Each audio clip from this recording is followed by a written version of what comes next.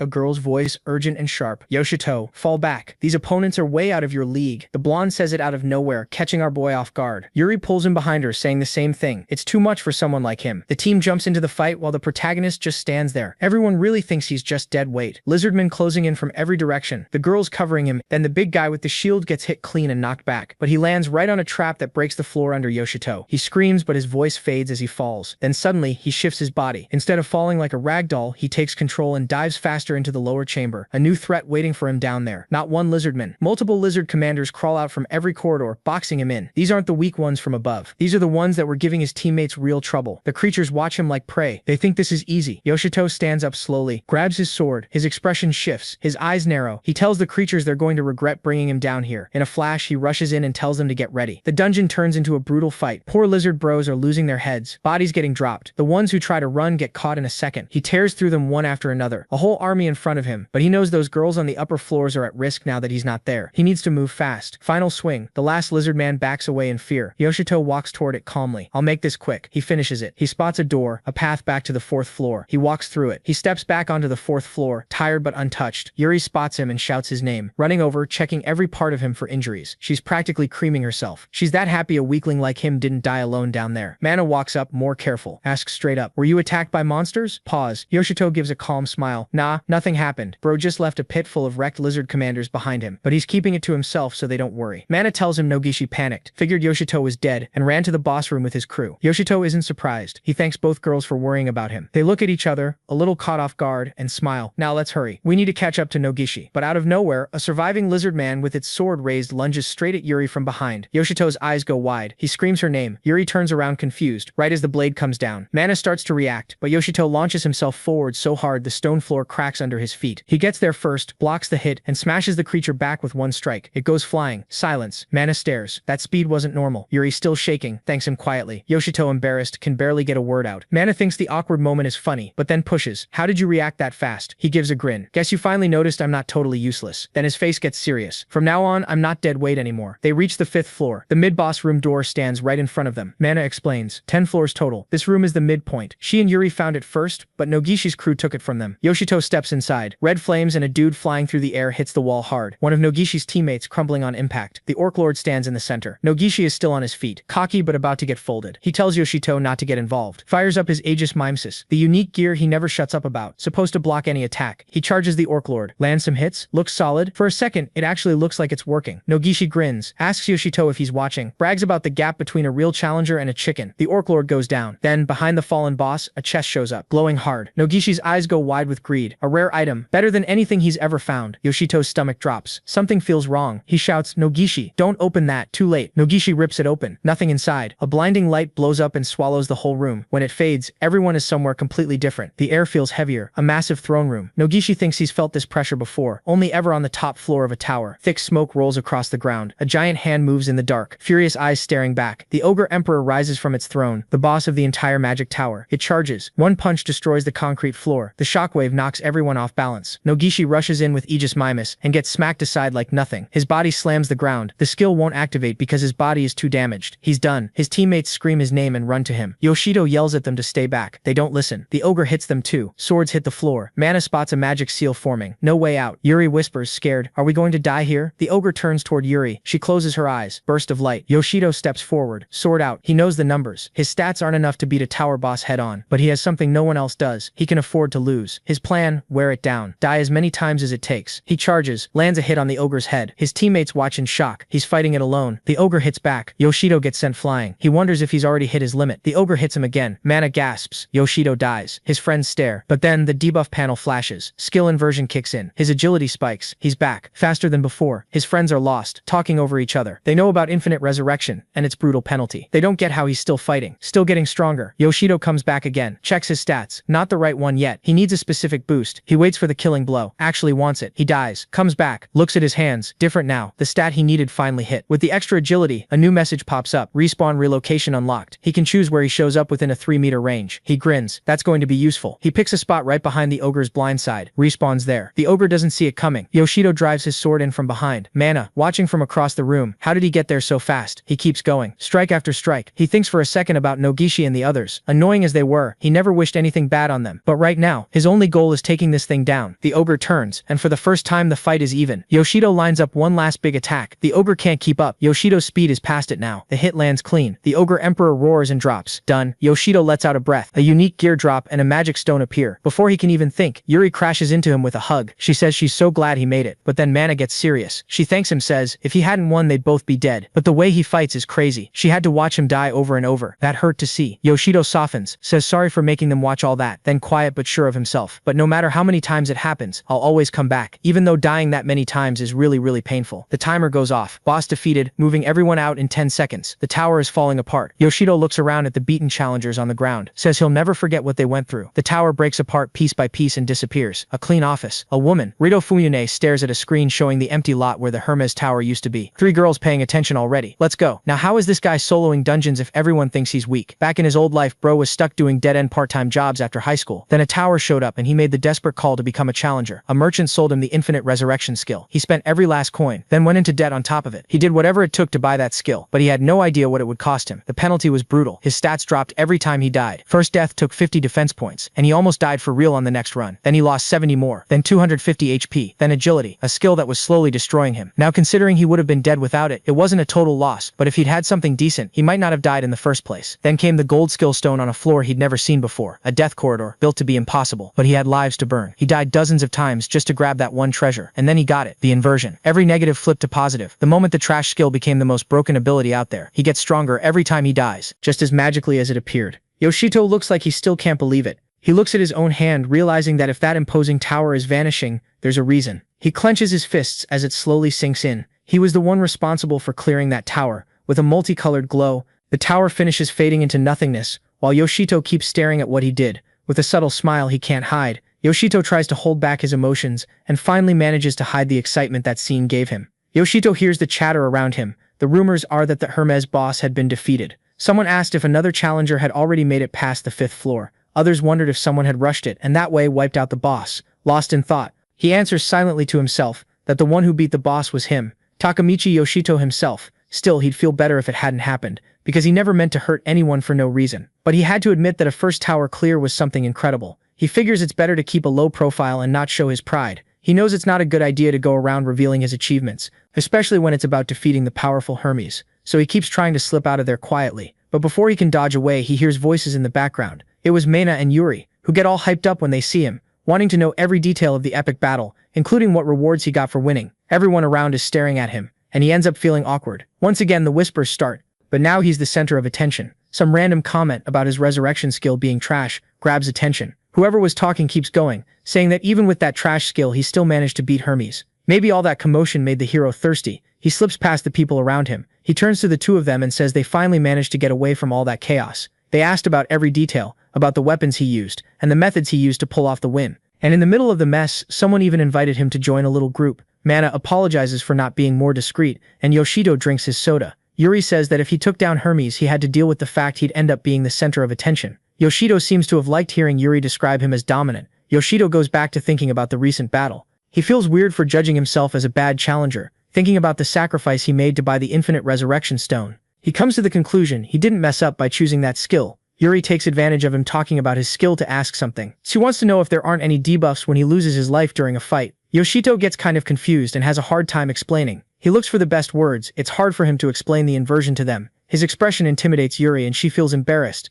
saying she didn't mean to pressure him. Stopping to think about it, he figures that topic is way too serious and important to just go around talking about. Mana cuts into his thoughts, suggesting he leave that explanation for another time. Staring right at him, Mana has her doubts too. She wants to know what the reward was, like what kind of gear he got for defeating Hermes. The protagonist tosses the empty can into the trash and tells her to wait, managing to escape the duo's interrogation. Yoshito is intrigued when he realizes he can't open a window. Mana explains there's no way to open the panel window to check his status. That would only be possible if they were inside the tower, but it doesn't exist anymore. Explaining like she's talking to a kid, she goes on to say a window only opens when a challenger is in the tower. There are also each person's skills, but challengers' powers are limited to the tower and don't work outside. Exactly so. Challengers don't go around using their skills for just anything. But there's a single exception to that rule. The only place challengers can use their powers besides the towers is on the lot where an extinct tower used to be. Yoshito notices a different vibration, like some unexplainable energy running through his body. Then he realizes that this whole time he was standing exactly on the lot of Hermes' extinct tower, Looking around, he feels like he'll never get used to the weird feeling and the energy a place where a tower used to be has. Knowing that Yoshito manages to open the window to access his panel, and it opens, finally revealing what item he got from his victory. The image shows a magnificent falsamenos. Eager to collect his reward, he taps the image of the sword that appears on the screen. The panel gives off a huge bright light that blinds everyone for a few moments. Buzzing with excitement over his new prize, Yoshito feels the power of falsamenos as it starts to materialize as energy in his hands. Yoshito proudly holds for the first time his new sword. In a bright red tone like nothing ever seen, that was definitely a one-of-a-kind weapon. The girls talk about the reward. Yoshito looks at the falsamenos sword he won. He slices through the air, testing its lightness and flexibility. Already thinking about his next mission in the tower, the two girls watch him talk. Meina then has a brilliant idea. She calls out to the boy to get his attention, and then suggests they form a team together next time. Yuri gets excited and starts yelling that she wants to be part of it too. As she jumps around asking to join, the two of them look at her like they're seeing a bratty kid. Pulling herself together, the young woman asks if they'd let her take part. Yoshito smiles when he sees her reaction, and confirms that of course she can. After all, they're all friends. The two of them celebrate for finally managing it. Yoshito looks at Meina, not understanding. She leans in close to his face and excited asks what the next tower they should go to is, suggesting something on a similar scale to Hermes. With a sadistic smile, she makes another, bolder suggestion. More daring. A bigger magic tower. And then he suggests challenging Zeus. The young guy thinks it over. They pay attention to his reasoning. After leaving Hermes, there's a place he wants to go to right away. With her expectations high, Yuri asks where. Surprisingly, the young guy says Tokyo. To the Challengers Management Agency. The girls are disappointed. Meina wants to know why not go to a magic tower. The boy explains that the agency buys magic stones and other stuff for a much higher price than the tower stalls. His plan is to go there to trade his items for money, admitting he needs to do that because he bought Infinite Revival and ended up totally broke. Meina and Yuri look at him with pity. The headquarters of the government agency that supports adventurers is a building that towers over the city. In the control room, a bunch of panels show updates on all the towers, and weapons, items, and stones are traded at a fair price. There's a lot of theft and exploitation at the tower stalls, while transactions at the agency are more trustworthy. And since the market was built right next to the building, there are no restrictions on the challengers' powers either. Among the rewards for clearing Hermes are unique weapons and lots of magic stones. Yoshito looks around and figures he's going to make a lot of money. The clerk welcomes him and asks if he'd like to trade his items. He opens his panel and clicks on the stones, wondering how many he even has, since he still hasn't gone in to count them. Suddenly, a huge mountain of gemstones appears on the counter, leaving the clerk stunned. As if that wasn't enough, one more tiny little stone drops onto her head. Even Yoshito can't believe it. After the shock, the clerk continues with the exchange procedure. With his hands shaking, he thinks this is the end of his debts. Walking away with a fat payout, he feels like the richest guy in the world. Yoshito walks over to the girls and thinks about how he's going to spend all that cash. Yuri says he'd better not spend it recklessly. Meina intimidates him, saying he'd better not blow it all and end up in debt again. The young guy feels awkward but agrees with his friend. Suddenly, walking through the place, he ends up face to face with a woman. Yoshito looks surprised by the encounter. Still mysterious, she says she heard he was in the building, so she decided to look for him. They stare at each other for a moment. The young guy doesn't seem to get why someone like her wants to talk to him. The woman introduces herself as Rito Fuyune, the head of the agency. She steps closer and asks if she can have a moment with the conqueror of the Hermes Tower. Saying his full name, she shows she knows exactly who he is. The young guy thinks that face looks really familiar. He knows that among the management members who gather challengers, she's the strongest of them all. Seems like she was recruited by the agency after she conquered 3 magic towers all by herself as a challenger.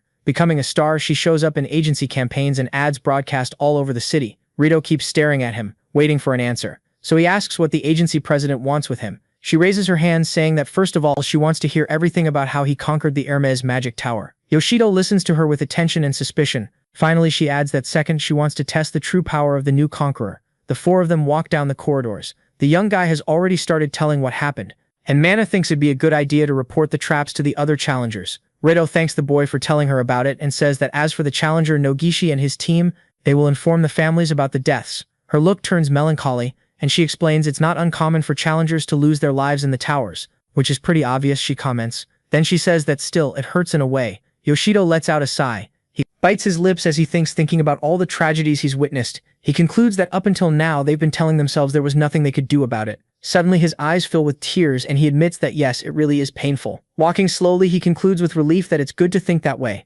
Finally, they enter a chamber, and the woman explains that this is the agency's training room. The trio watches as she works the panel. A sword appears in the young guy's hands. Looking at the weapon, the young guy asks if it's really a sword since it looks kind of dull, and Rito explains it's the type they use in training. Getting started, she says the boy can handle it without worry. Striking her own sword on the floor, Rito challenges him and says she'll let him fight her so he can understand the real power of a dominator. which is also one of the agency chief's responsibilities. Yoshido says that's not an offer he can refuse. Mana is excited to see it and tells the boss to fight with energy. The young man gets ready. He takes his stance and says if he has to do this, then he's going to take it very seriously. Raido asks if he's ready, and Yoshido confirms he is in silence, staring at her from across the way. The young man thinks about how his opponent is the legendary agency chief, but valuing his own personal power, he thinks about how he beat a boss and believes he's a stronger opponent than she's expecting. Taking her stance, she announces the start of the fight, and before she even finishes speaking, she vanishes from the young man's sight at the speed of light. Suddenly she reappears right in his face, is about to strike with quick reflexes. Yoshido jumps up in shock, but manages to dodge, gritting his teeth in anger. Rudy stays relentless on the attack, charging at him non-stop at an unbelievable speed. Trapped between her many blows coming from different directions, the young man blocks them all with difficulty. Managing to break free, he goes all out, but she reacts incredibly fast. He breaks out in a cold sweat when he sees that building momentum. She flies over his head and he ducks so he won't get pierced through. Yoshido tries to catch her movements out of the corner of his eye, but she creates a micro-explosion from the impact of her movements. Yoshido slides away. He looks tired and realizes that this power is on a whole different level. Watching her walk threateningly toward him, he thinks about how he managed to defeat the chief after dying several times, but he's still nowhere near this dominator, who cleared tower after tower without dying even once. And then he has an epiphany. Remembering everything he's been through up to that point, he concludes he kept going even in the worst scenarios, even after dying over and over again, so there's no reason for him to feel inferior, comparing himself to her like that. Rethinking his strategy, he figures that if he can't win just by defending, then he's going to take advantage of the fact that anyone else would keep their distance from the imminent risk of death, but not him. Rudy closes in. Unstoppable, Yoshito's eyes shine like red flames, and he stares her down with everything he's got. Surprised, Rudy slows her movements, but Yoshito doesn't back off and rushes in with his sword, striking at her quickly, but she dodges like a ninja, throwing her body backward. The young man can't believe it. She counters with even more force than before, and her sword shines like the sun. The young man's teeth chatter from nerves. Rudy admits she didn't see that coming. He regains his composure and hits her with the facts, saying that if she were a monster, she'd be able to dodge that attack without any problem after all. She blocks his strike with her sword, then she drives her sword straight at him with everything she's got, and the young man keeps talking, saying that if she hadn't hesitated, it would have been a one-sided fight. Rudy keeps moving her weapon with skill while he dodges Yoshito. Still tries to finish his analysis, noting that his opponent underestimated him, thinking he wouldn't defend himself, and that's why she hesitated. Even so, he doesn't think it was generosity on her part, explaining that Rudy still doesn't understand his fighting style, which made her freeze up on instinct. With blue eyes, he says he took advantage of the opening, admitting he has infinite revival, which makes him superior in a way, so he readies himself for another strike. Rudy listens to everything he says in silence and keeps blocking his attacks, apologizing for how unfair it is. Yoshido says that if it's not like this, there's no other way to win. The woman's eyes glare at him in anger. Once again, she jumps back, dodging one of his strikes. Meanwhile, she thinks she got a report about infinite revival. Now she knows he can come back from the dead and face any challenge without fear of dying. She studies him up close, trying to keep up with his actions. The boy gives off an intense, steaming reddish glow, and Rudy concludes that this is a terrifying ability. She finally lands a hit near his face, and about the hesitation, she says it won't happen a second time. The young man admits the hit hurt a lot. Their gazes meet, and now her green eyes also shine with fury. Sneaky, she slips away from his sword once again. Yoshido scoffs that compared to dying, her hit didn't even hurt that much. Rudy raises her sword up, ready for the duel. With a smile, pulling her weapon back, she says she understands his power now, and acknowledges that she lost this time. However, all of a sudden, Yoshido throws himself to the ground. The boss doesn't understand what happened. With a lot of effort, he starts to speak, exhausted and hurt. He says he doesn't care who lost or won because he needs a doctor.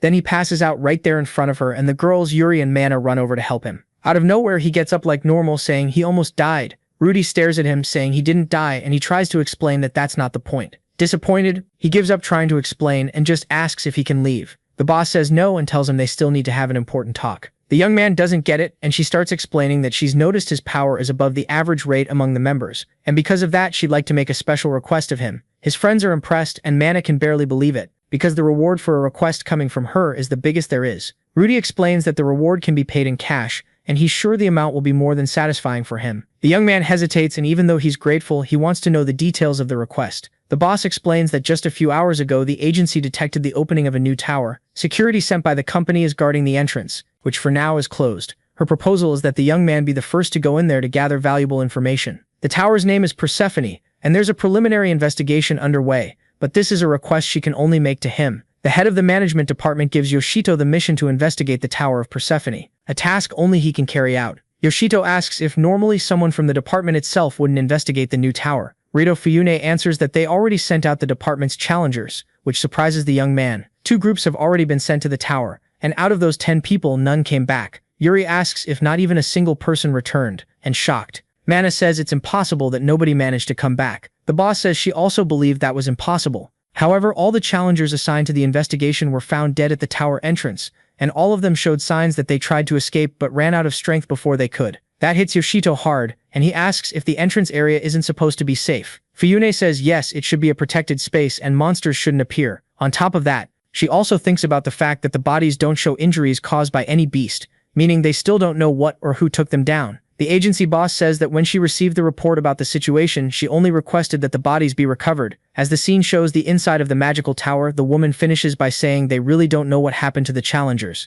They only know the groups didn't make it past the entrance. And that's the reality of the Tower of Persephone. Yoshito concludes he got the mission to investigate the place because of his infinite resurrection ability. Fuyune asks the boy to understand that she's not using him like he's disposable. But she can't let more people from the department die facing the protagonist. The boss asks if he accepts the mission. Yoshito looks her straight in the eyes. He lets out a resigned sigh and agrees to do the tower investigation. A new day brings the boy to the magical Tower of Persephone. Yoshito takes in the safe area on the first floor. He takes a deep breath, calm. He puts his hands on his face and focuses. The hero decides to start his job to find out what happened to the department's challengers. Before doing anything, he remembers Yuri crying, worried about him, while Manhwa holds the girl. The boy draws his sword and starts his task. After all, they're counting on him to do it. He's looking at the blade when a strange sound comes up. The noise comes from the end of the hallway. Through the fog, a horde of armed skeletons appears, marching toward Yoshito. They move faster and faster, and start attacking the boy. But the protagonist takes them all down with a single swing of his sword. The new sword is light and easy to handle. Excited, he gets ready to test the weapon even more, but then he hears another noise that freezes him in place. He looks up, searching for where the sound is coming from. Suddenly, a blast of wind forces him to shield himself with his arms. He tries to push the cloud of smoke away with a few swings, but a red alert pops up. He watches it closely. That's when Yoshito finds out what defeated the challengers, who went into the tower before him. On the red screen, he reads that Persephone's curse has been activated, and now he only has a few minutes left to live. He thinks about how that abnormal condition got triggered. Still in the middle of the fog, Yoshito says the agency did the right thing, sending him on that mission. Normal challengers would panic if they saw something like that. If someone manages to get out of the magic tower, any abnormal condition gets cancelled. The ones hit by the curse must have sprinted like crazy toward the exit. Even if they'd reached the safe area, the curse triggered when they were one step away from getting out. Now it makes sense there weren't any injuries on the bodies, because they lost their lives because of an abnormal condition. The protagonist looks at the smoke in front of him. It starts spreading through the whole place, but the guy isn't scared. He's ready for anything. After they threw the curse at him, the mission was completed. According to him, they really shouldn't underestimate him that much. Now he's got only 18 seconds left to live, and the curse is going to end up getting reversed by the inversion. The young man gives a satisfied smile because thanks to that, his body is better than ever. So he decides to follow that fog. His eyes stay alert, scanning around while he wonders if he should do this.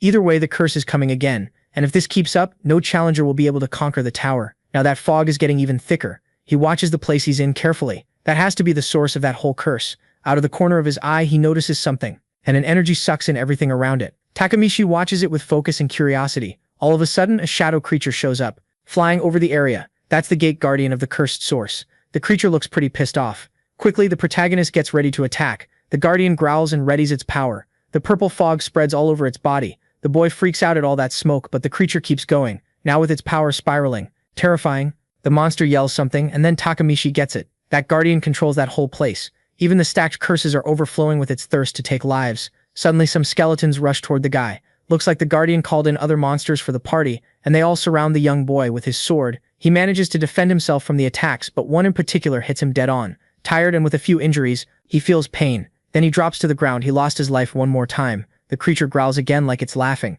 and waking up from his condition, the guy asks what's so funny. Now his condition has been restored again. That must be a shame for the monsters. That tower's curse is no big deal. Just the best HP potion the protagonist could ever want. With his sword and determination, he manages to chop the guardian into several pieces, but something feels different. All of a sudden, the source of the curse was gone. What made the challengers lose their lives was an abnormal condition coming from a curse. Raito Fuyune never imagined something like that could exist, and asks if there's anything they can do to contain it. Confident, the protagonist says yes and tosses something to her. The boss takes the vial and looks at it carefully. After Takamichi took out the monster that came from the source, the water was purified, and that's where he got it. Persephone's holy water removes curses and prevents new attacks, so even regular challengers will be able to move forward. He also took a look at the third floor, and he realized each floor has its own curse source. To move forward, you have to go up one floor at a time. purifying it and getting the holy water. The woman gives a satisfied smile and thanks him for the report. Now that tower can be reopened. The mission was completed, and she congratulates Takamichi on the good work. All of a sudden she hands him something, and it's a lot of money. Seeing how shocked the young man is, she asks if that's enough, and he agrees. Now he's walking with his head down, and he grips his briefcase tight while thinking about the huge amount of cash he's got. Feeling weird, he has no idea what to even spend that on. Even so, a few days go by. The guy paid off his debt by buying infinite resurrection. But even then, he still had a ton of money left, so he went straight to a luxury store. Now he's wearing expensive, super stylish clothes. He looks up at the blue sky with a sigh. He's feeling different. But Mana's voice snaps him out of it. The girls talk about the tower being reopened and consider inviting Yoshito to challenge it. He panics when he realizes those voices are his friends. He turns, trying to get away from there without being recognized. The girls walk past him without noticing him, and the young man lets out a sigh of relief. But Mana feels something weird and looks back. That man with his back turned looks like someone. She walks up to get a better look, and she freaks out when she realizes who that person is. She calls out to Yoshito, and the boy asks if she really had to make that disgusted face. He says he's made a lot of money recently and didn't know what to spend it on. Yuri says he actually looks pretty cool. Mana changes the subject, so they'll stop talking about that ridiculous outfit, and invites him to challenge Persephone's tower. But the boy asks why she wants to go there so badly, since it's a really dangerous place. She says the stones there must be selling for a lot, and all the skilled challengers are heading there. Yuri says that in just a few days they've climbed about 10 floors. Mana says it's totally unfair that only he has tons of money, so he should help them get some too. Smitten, young Yuri says she can go anywhere, as long as it's with Yoshito. The guy starts considering it, since they just need to bring holy water so they don't risk losing their lives, so they decide to take on Persephone. But first, Takamichi has to do something. He needs to change his clothes ASAP. In the tower, a man is on the ground, desperate. In his hand we see an almost empty vial. His teammates are down too. Dead, a hooded creature haunts the place. Its body is nothing but a skeleton, and its eyes glow with rage. That's the 10th floor of the magic tower. A skeleton grips a sword ready to attack, but the protagonist's sword blocks its strike. He's got a dark, dangerous aura, and he stares at the creature with determination. Then the skeleton realizes this is where it ends. Takamichi is level 16 and looks down with disdain. His friends clap for him because he's way stronger now. He says that after taking out so many creatures, it's normal for his level to be higher. It doesn't change his stats, but if his level were low, people would question it, so it's better to raise it a bit more. The holy water effect is going to wear off soon, but apparently there aren't any risks. Still, it's better to drink it just in case. The boy turns to the girls. He wonders whether he should drink it or not, because he's afraid of getting cursed again. He glances back out of the corner of his eye and realizes he needs to quickly tell the others about his reversal. He starts to say something, but he's interrupted by a huge creature that barges in. He yells for Yuri and Mana to get out of there, but the monster is fast and manages to attack Yuri, dragging her away. In desperation, his friend screams his name and the vial of holy water falls to the ground. The skeleton moves away with the girl. Now she's under its possession and control. The creature even hurts her with its strength. Then to make things worse, the fog starts taking over the place. Curious, Yuri watches the new alert closely. The girl was cursed with only 120 seconds to live. That's that monster's power, and now she won't be able to drink the holy water anymore. Furious, her friend charges toward it. Determined to save her with her weapon, she's ready to attack, but the creature manages to stop her rush. The girl watches, not understanding what's happening. She gets thrown back by the force of that power. Yuri, desperate, calls out to her friend Takamichi, tells his teammate to fall back immediately. Now he's the one who's going to handle this. His sword slams straight into the creatures. He's determined to end this. His expression is fierce, almost demonic. But the creature is boiling with irritation too. The fight between them gets even more intense, and the protagonist doesn't understand why. Up to now he hasn't landed a single hit. It looks like that creature is way more powerful than he thought. It starts moving toward them again, and the warrior keeps wondering why that is. The monster seems to be only defending itself. Rudder attacking Mana says they need to be quick because there are less than 90 seconds left before Yuri loses her life. Meanwhile, the young girl screams for help. The red-eyed creature is right beside her. Creepy, it even lets out a laugh, and now it seems even stronger and more imposing. That's the soul purger.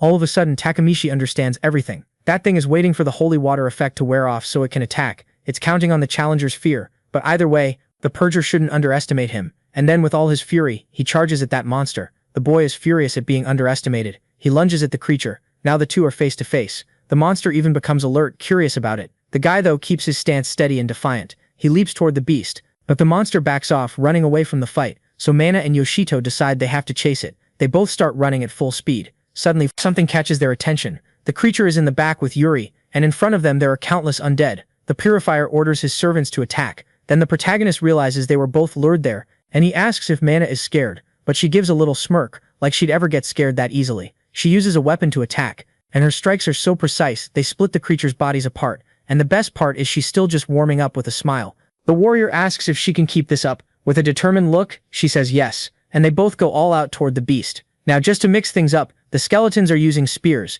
and they throw them at the two young fighters. Mana gets pretty worried about that, so she and her friend do what they can to dodge the attacks. Takamichi asks if she's okay, and she says she is. Now there are less than 60 seconds left until Yuri's curse activates. Now the protagonist decides to use all his power. He needs to clear a path fast. With that, several creatures are destroyed. He looks at them with determination. Suddenly he notices an item dropped, the Dead's Rancor. With a smile, the protagonist says it's a huge joke for something that useless to even exist. No one in their right mind would equip that. But since Takamichi doesn't have much sense, he decides to equip it as a ring. The object shines on his finger, but the ring's effect will be converted and he'll get a full heal every 5 seconds. Now he doesn't need to worry about defending against attacks anymore. The skeletons keep getting destroyed, and the protagonist manages to reach the boss, ready to wipe out its kind. His eyes and his sword shine with excitement. He's going to show it Fas and Emos' special attack. It's a 7-hit fury, and with each hit, his power increases. If one of the hits gets interrupted, the skill fails, so it's really hard to find chances to use it. The purifier starts to panic about the situation, and all of a sudden Takamichi-san feels a huge pain. Scared, Yuri calls out his name. The boy watches her closely. His body starts to harden and his clothes begin to tear. He swings his sword with everything he's got at the monster. Now he'll get a full heal, always after 5 seconds. At that moment, the creature realizes it doesn't stand a chance. They both start fighting intensely. Fast, the boy charges straight at it. The creature doesn't fall behind either, even if it's mostly just defending. Suddenly, it's Takamichi's end again. Now he's going to go through the inversion again, thanks to the ring he's wearing.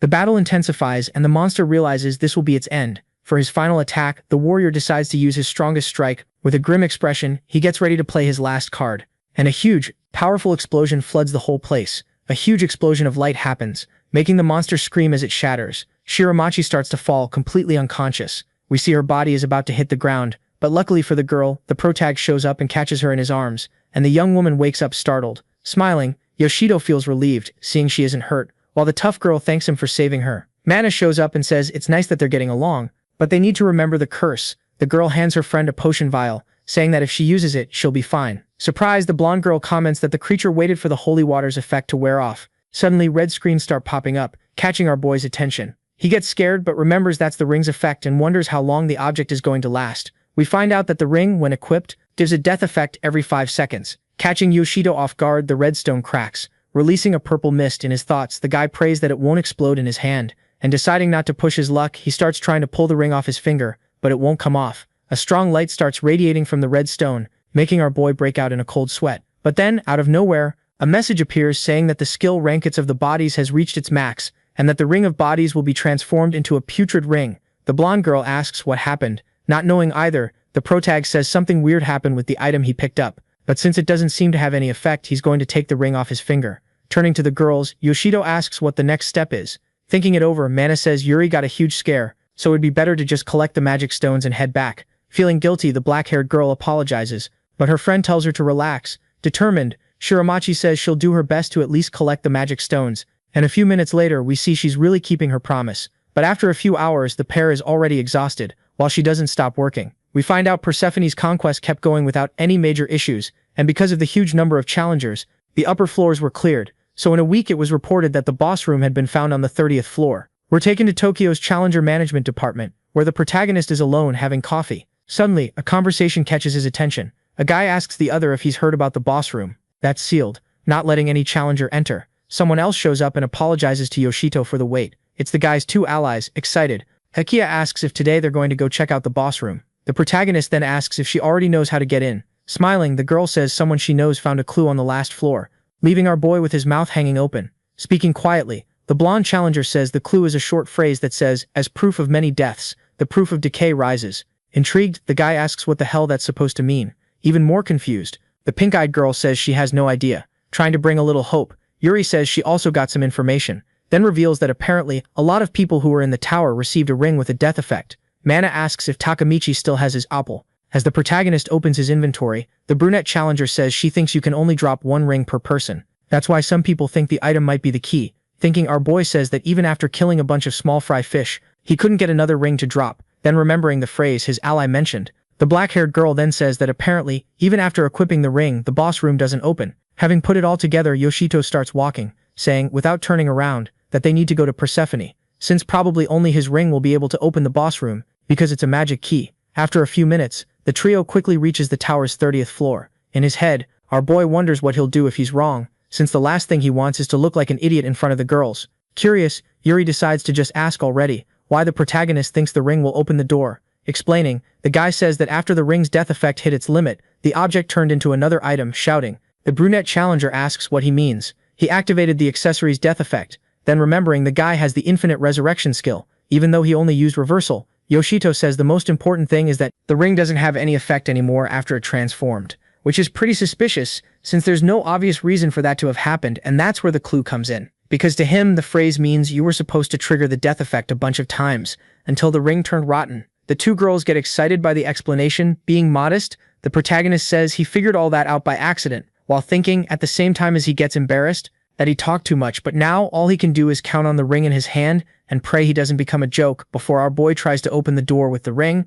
Mana tries to open it by force. After a few minutes of trying, she says it really is impossible, so now it's time for Takamichi to do his part. Walking up to the door, the protagonist tries to have faith in his own prediction, and, holding out the hand with the ring, orders the door to open. But nothing happens, and an awkward silence fills the space. Wanting to die, the guy thinks he really was wrong, while his allies say maybe the process takes a little while. Suddenly, the ring's blue stone starts to glow, just like the boss room door. Like magic, the passage opens, leaving the protagonist more than relieved. In his head, he realizes he was so focused on opening the door that he ended up forgetting that now he'll have to fight the boss, a boss that's on the 30th floor, which means it has to be stronger than what they beat in the Hermes Tower.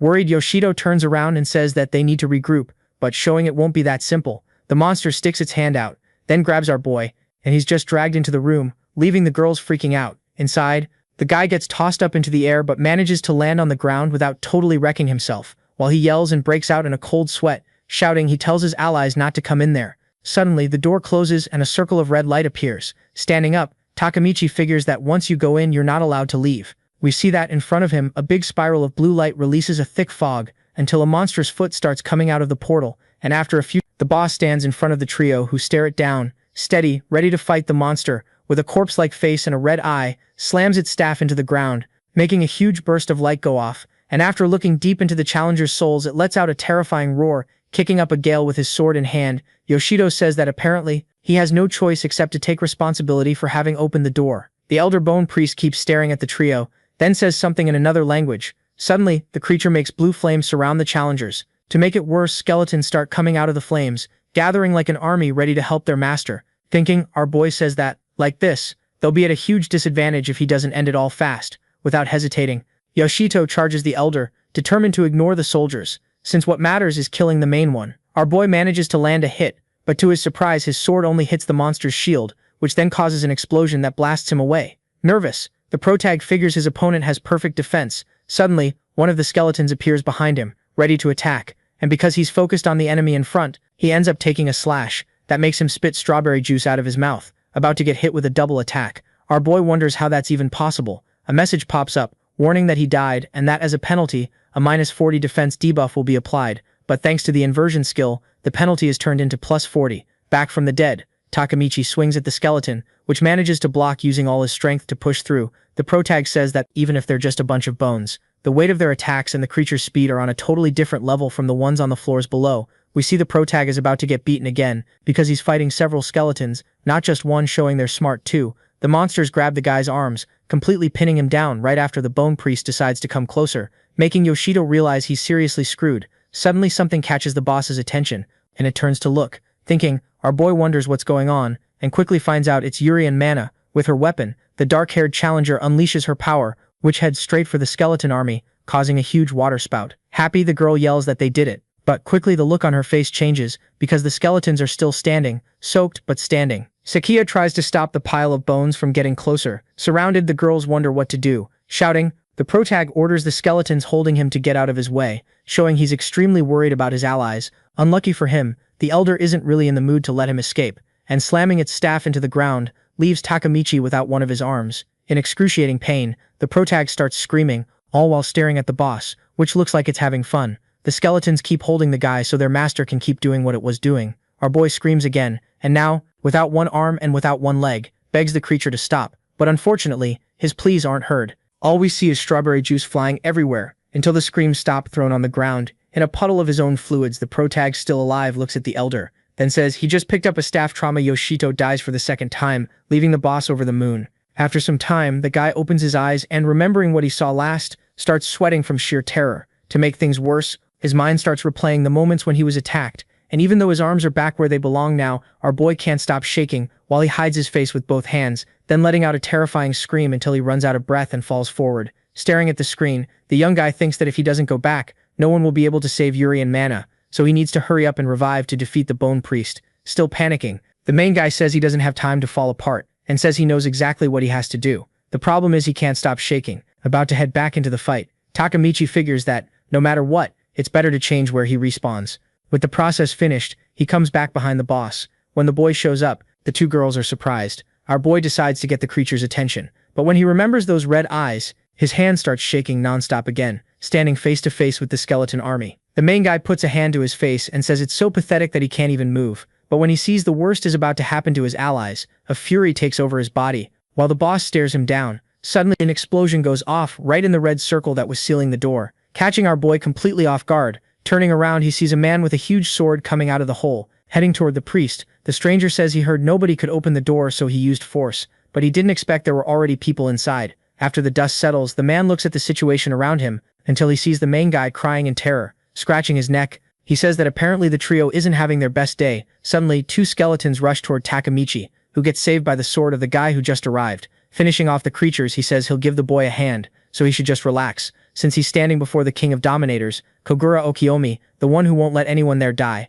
Those words echo through our boy's mind. We find out that Dominator King is a title given to those who conquered magic towers with over 100 floors. That's why there are very few challengers at that level in Japan. Spinning his sword, the man says they should leave the talk for later, since it's time to dominate that place with flames. Fire bursts out everywhere, along with a huge tornado that surrounds the pair. The skeletons start screaming as they feel the fire catch on their bones, mouth hanging open. Yoshito says that's incredible. Another explosion happens, putting the priest in a bad spot. Using its power, the creature leaps into the air, but Kogura stops it from escaping to protect itself. The boss activates its shield, while the Dominator delivers a deadly strike, causing a clash of powers. We quickly find out the priest got the worst of it, before another blast of flames happens. Our boy raises his arms to his face to shield himself from the gusts, while the man watches the situation completely calmly. Suddenly, the creature appears behind him, ready to attack, but it gets launched back with just one punch. With the boss thrown to the ground, the Dominator turns to look at the main guy and says the finishing blow is his. Confused, Takamichi just stares blankly.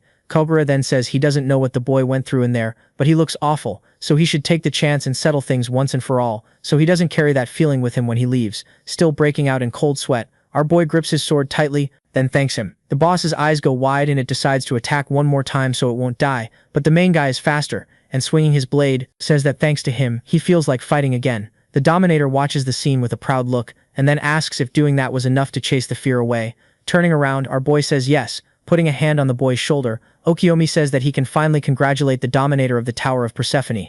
Nervous, Yoshito asks the man to wait. After all, he only finished off the boss, so the one who should get the credit isn't him. Kindly, the Dominator says the method doesn't matter, because the reward goes to the one who defeated the boss. The main guy says that in that case, he'll hand everything over to the man, but he says he won't accept it, then saying that the boy should use the reward to get stronger. Smiling, Kogura watches our boy happy with his allies. He then says he has way too much money, and since he also has your loyal squire, which is your weapon, there's no reason to take the younger one's reward. The trio watches the man, surprised, and he says that if the kid wants to thank him, he should show the unique weapon he just got, because he's dying to see what it is. Even kind of nervous, the protagonist agrees, while also complaining about the fact the unique weapon is a staff. After clicking the item, it appears glowing in front of everyone. Shocked, Yoshito's eyes go wide when he realizes he now has the Arcanum Aqua Happy. The Dominator says that's a magic staff and asks if the kid is good with magic. Holding the weapon, our boy says that actually no, so the staff should stay with Yuri, who's really good with spells. Surprised, the girl can't say anything. The protagonist asks what's wrong,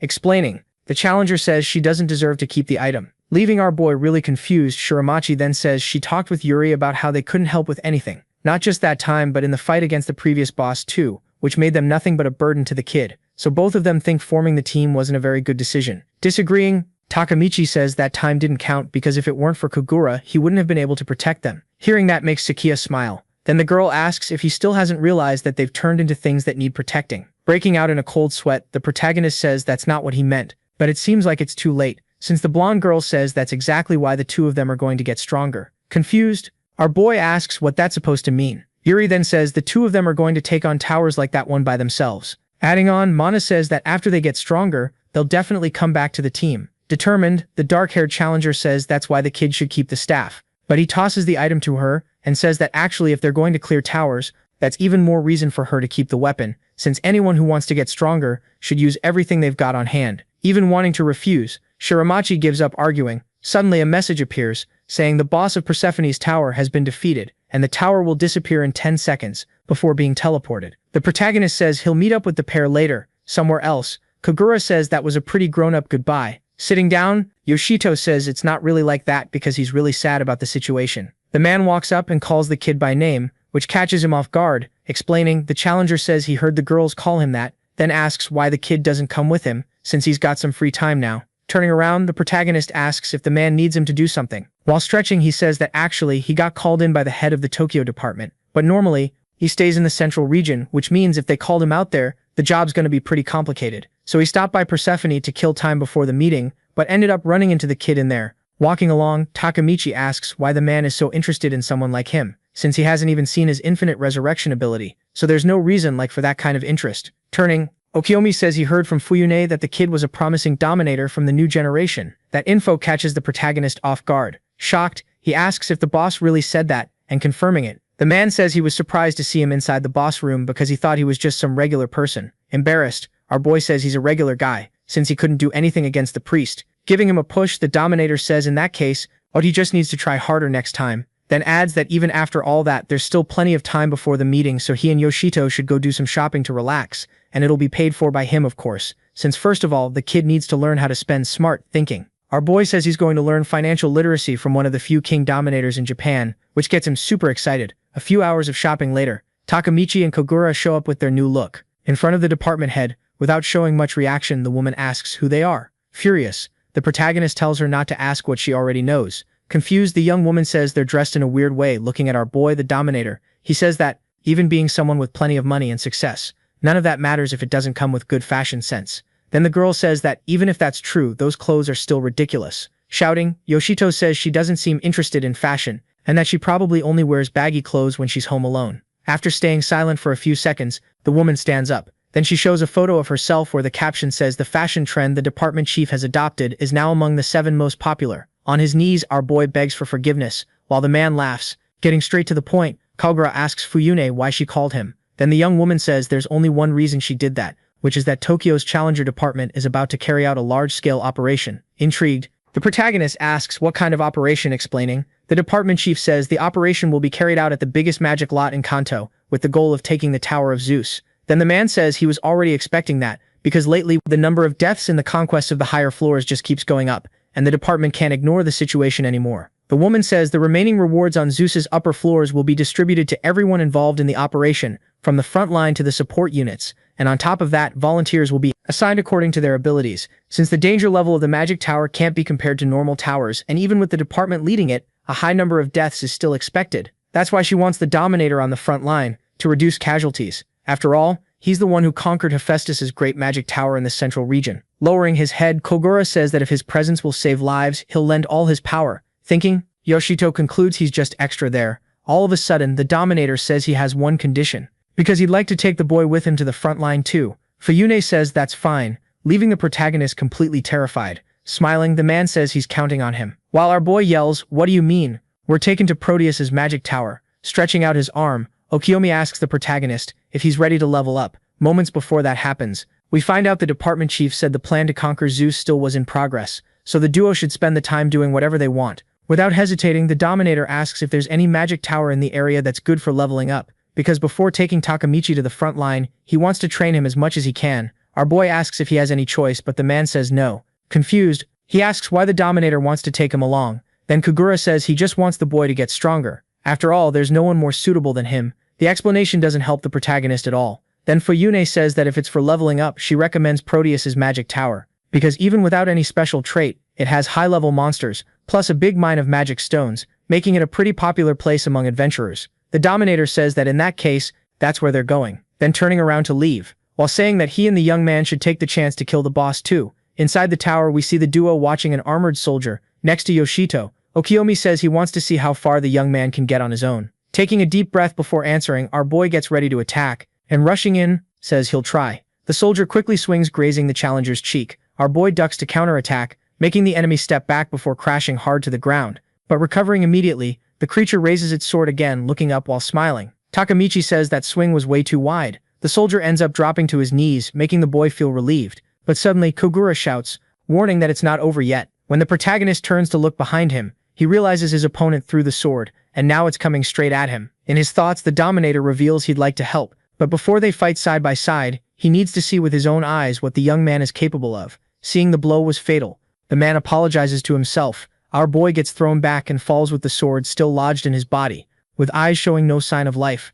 the soldier approaches to pick up his weapon, but the main guy comes back to life and cuts the guy's arm off, warning him that that last attack actually hurt. So now, he's gonna put an end to this. Watching it all from the sidelines, Okiyomi says that, just like he thought, the kid is immortal, and the only one who can keep up with him on the mission. After subduing his opponent, the main guy says that now that he's lost his weapon, he can't beat him anymore. But to his surprise, the soldier makes another sword appear like it's magic, and lands another fatal blow. Coming back to life again, Yoshito says this is already the second time the creature has hit his heart, and jumping back into the fight without any fear, says he's not gonna let that slide. The two of them clash swords until the main guy has to back off so he doesn't get hit. In midair, he manages to block every strike from the armored monster, but in his head, he's frustrated he can't land a single decisive hit. Suddenly a flash appears in the distance, and it blasts the boy backward with full force. Because he's quick, Takamichi manages to land on the ground without much trouble, but when he looks ahead, he realizes more enemies have shown up. All of a sudden swords fly toward the boy's head, but luckily, they end up hitting the ground.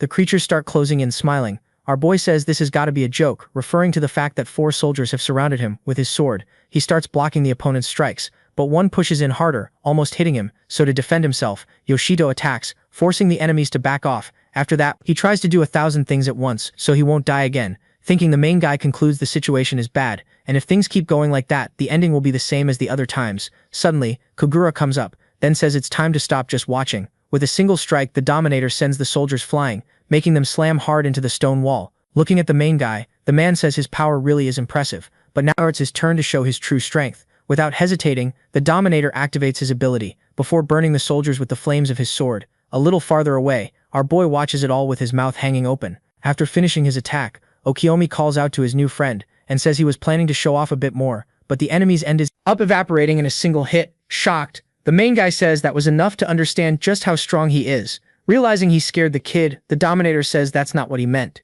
since he only wanted to show off while fighting desperately for his life like him. Shouting, Yoshito says that actually, he wasn't fighting desperately because he wanted to. Putting his hands in his pockets, the man says that either way, there'll be other chances. Exhausted, the main guy asks what the next step is. The Dominator then says that according to Fuyune, there's a big magic stone mine up ahead, and since magic stones are crystallized mana, monsters tend to like them, because they usually absorb the items to get stronger. So the mine area usually has powerful monsters. Turning around, he asks if the boy understood what they need to do. Confirming it, the main guy says they have to find the monsters and wipe them all out. Holding out his fist for a fist bump, Kogura says that in that case it's time to go. We're taken to another place packed with magic stones, where what look like other adventurers mine with pickaxes, while young women rest sitting down. But the group doesn't seem to notice that a monstrous creature is watching them. Sometime later, the Dominator and Takamichi finally reach the 25th floor, the magic stone mining area. Noticing how amazed the boy is by the place, the man asks if it's the first time he's seen an area like that. Looking from side to side like crazy, our boy says yes.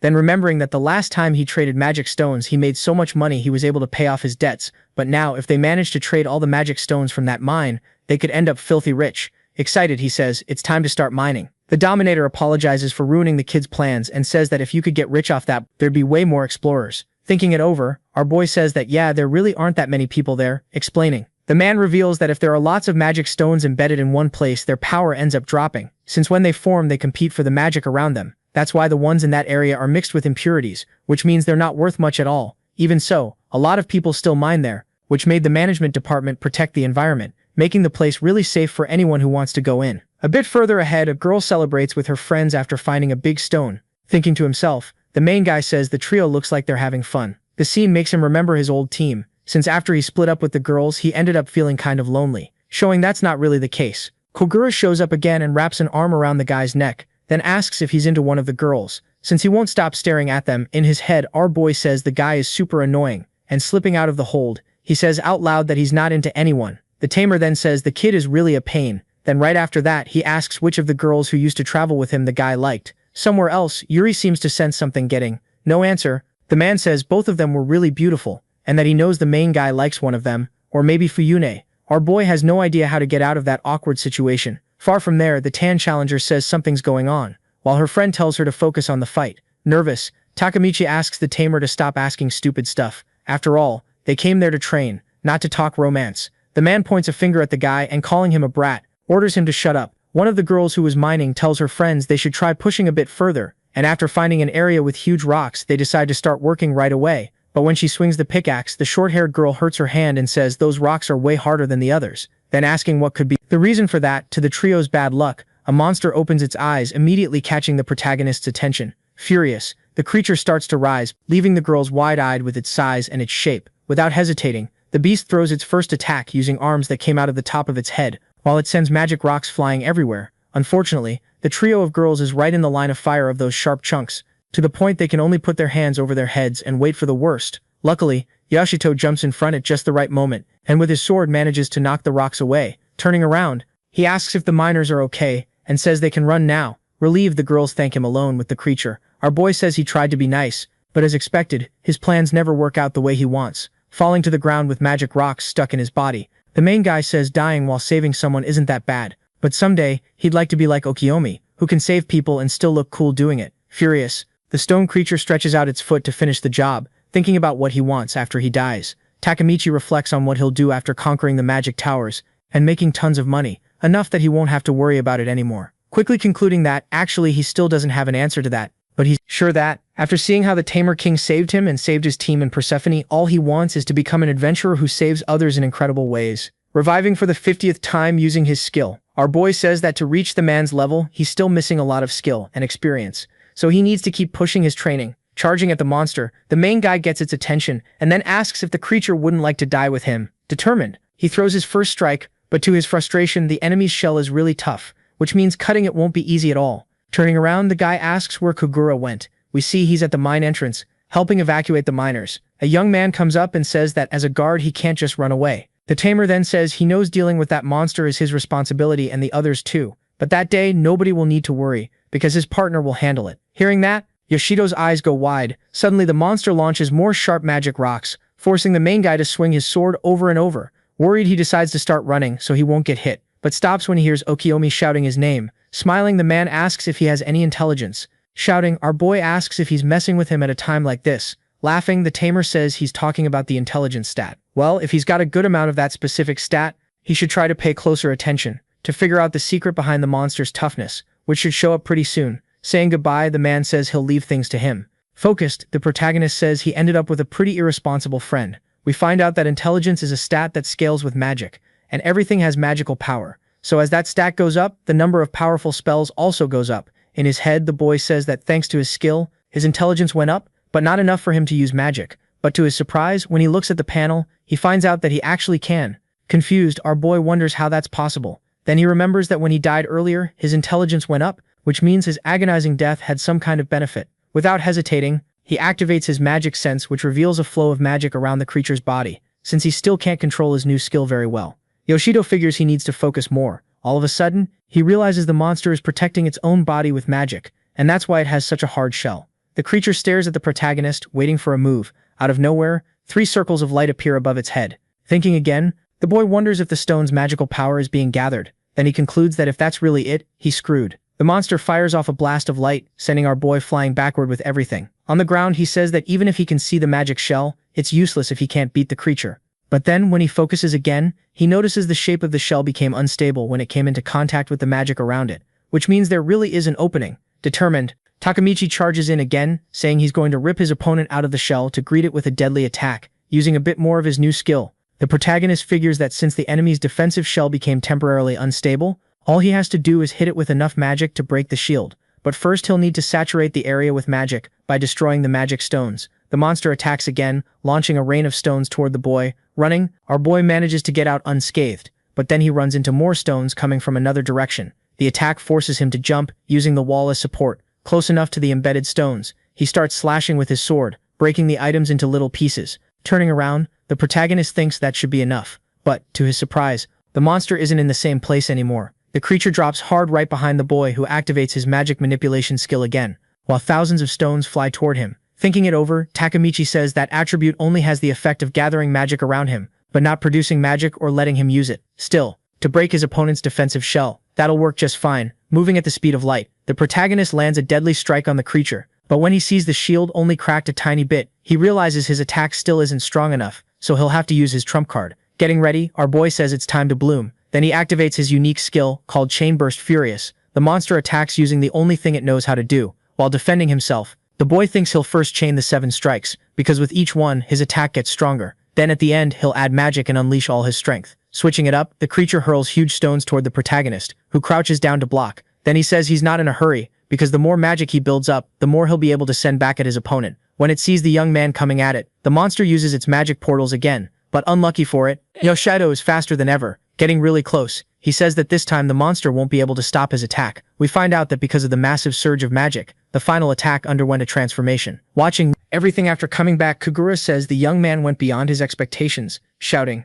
The protagonist says it's time to destroy the monster's core, along with its shell. A huge explosion of blue petals and stones happens, and finally, the creature's shield breaks, making it crack in half, causing, this time, an explosion of fire that sends our boy flying far away until his back slams into the ground hard. When he opens his eyes again, he's face to face with the tamer smiling, which makes him smile too, before raising his hand, giving a thumbs up along with his new partner. As they leave, Takemichi asks if the other adventurers are okay, and the man says yes. A little further ahead, they find the girls. Our boy waves to the trio while Okiomi says that matter is settled. But then, all of a sudden, another explosion happens. Catching everyone off guard, a monstrous mouth comes up to the protagonist and crushes him without mercy, right after Kogura screams the boy's name in desperation. While the girls shrink back, terrified, quickly the protagonist shows up after reviving. Still freaked out, he asks what the hell size is that? Then realizing he'll have to fight the Steel Annihilator, thinking about how the monster showed up, the boy concludes it's an anomaly, one of those really rare things to happen. Even nervous, he grips his sword. Suddenly the steel serpent attacks, but it's blocked by the Dominator's sword. Smiling, he says the monster is good, so he's going to start fighting seriously, so he doesn't end up getting eaten too. Activating his skill, Okiomi gets ready to control the area. Through a scorching heat, flames wrap around the Steel Annihilator's body, shielding his eyes. Yoshito tries not to miss a single detail, but something ends up catching his attention. It's the fact that the Dominator's flames have no effect at all, as the monster closes in. Kogura says that apparently the creature's shell has a powerful resistance to fire, which means now all he has left is brute force. Without any fear, the man charges at the Annihilator, which opens its mouth to devour him. But unlucky for him, the Annihilator is faster and manages to land more than one hit in a row. When it reaches a certain point, he realizes the monster screamed and backing off tells it not to think it can nibble on him that easily. Out of nowhere, a compartment opens in the enemy's body, which leaves the Dominator confused. But from inside the compartment, a sharp claw comes out and heads straight for him. We see it wasn't just one claw that appeared. Worried, Iomi says he didn't expect his opponent to have a weapon like that up its sleeve. Determined, the creature fires all its claws at once. Still in midair, the man tries to get away. The protagonist jumps back into the fight and tries to land a strike, but the Dominator yells his name, because one of the claws is heading toward the boy. Our boy can't do anything and ends up getting hit dead on. Reviving, he says that hurts like hell, but thanks to his skill, he managed to get really close to the enemy. With his power active, he tells it to say goodbye to its eye, before driving the sword right into the monster's iris, and it starts thrashing, throwing him away. The boy starts falling in free fall, but before he hits the ground, he's saved by Kogura. Apologizing, the man says the young guy died because of him. Sweating, the protagonist says he doesn't need to worry about that, because the most important thing right now is to defeat the Steel Annihilator. Still thrashing, the monster starts destroying the cave, then right after, once again, charging at the pair a little further ahead. Green rays wrap around the creature's body after it slams into a shield, protecting himself. Yoshito finally finds out what happens when a monster tries to push into a safe area. After the impact, the Annihilator quickly pulls itself together and faces the protagonist again, who wonders what it's planning. Suddenly, the huge serpent starts going underground. Confused, the protagonist asks if it's trying to go to the floors below, even though it's common knowledge that stronger monsters stay on the upper floors.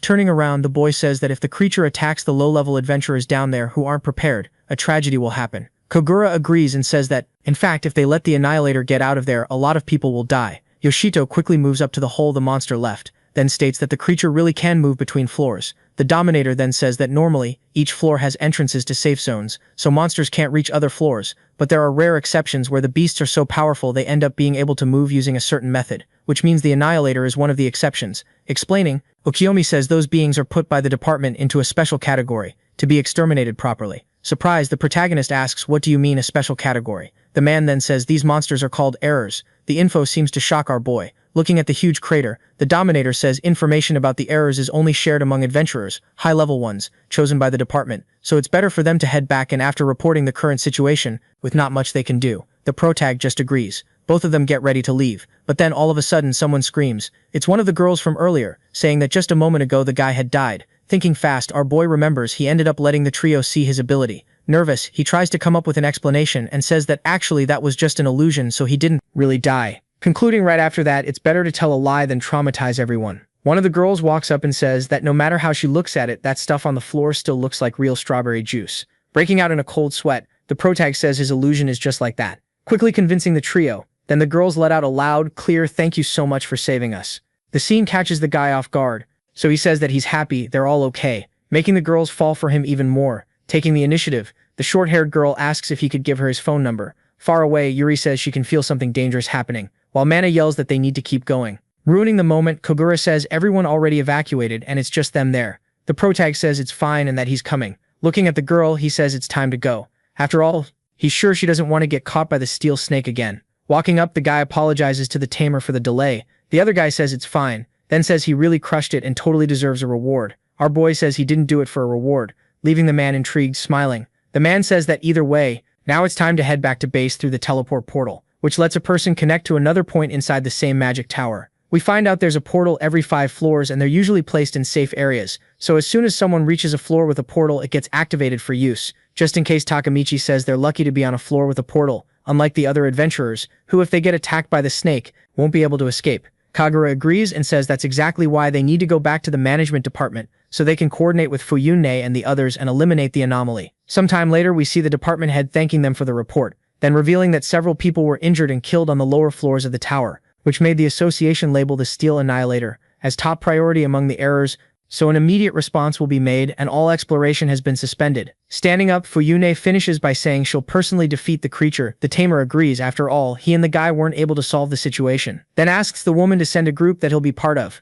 Not being mentioned, our boy stares at the man picking up her weapon. The department head says the man doesn't need to worry. Yoshito looks really surprised at the scene. Then the woman warns, holding a katana bigger than she is, that this time she's going in person. After some time they arrive back at Proteus's magic tower and run into the chaos the 8th floor has become. Fuyune shows up and says that after they faced the Steel Annihilator on the 25th floor, it went down and attacked everyone around, but it's still possible to detect tremors on that floor right now, which means the creature is nearby. Determined, the woman says she won't let it get away. Our boy asks if she isn't worried the snake will attack the people who went ahead, and whether the adventurers who did the recon weren't killed. Shaking her head, the department head says the ones sent to the tower belonged to a unit specialized in dealing with errors. Excited, Kogura says it was about time this happened, then adds that the Special Operations Unit, under the command of the Tokyo Adventurers department head, known as the Ice Flower Team, has just arrived. After hearing all the names, the protag says it's hard to even pronounce.